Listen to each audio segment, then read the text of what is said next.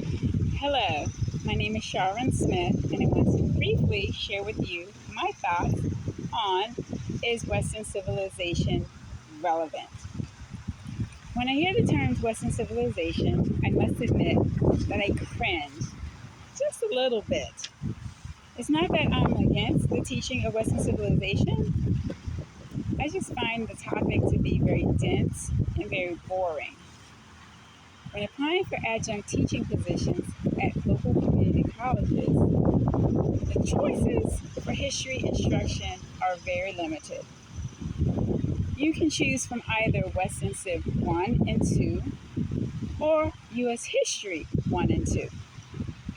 I always choose U.S. History because I'm just not that interested in Western civilization, but also I choose U.S. History because I just don't feel like I would do a really good job at teaching Western civilization.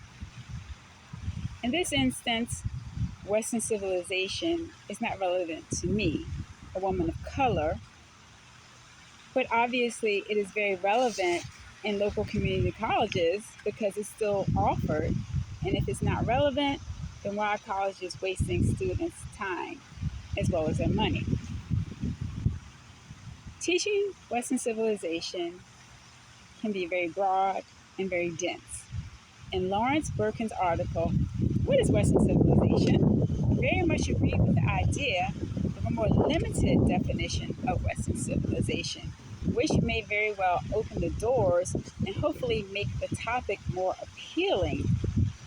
Everyone should get the same foundation, but if someone is interested in the classical world, then they should be able to choose that component of the course.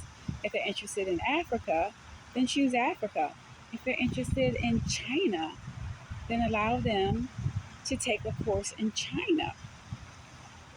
In researching Western culture, it is stated that Westerners champion the concept that each person should be free, meaning free to have a political voice, free to express oneself, and free to live however he or she chooses. In the article, Reflections on Ancient and Modern Freedom, it begins with Western civilization is unique among world cultures, and the special significance and value it accords the idea of freedom.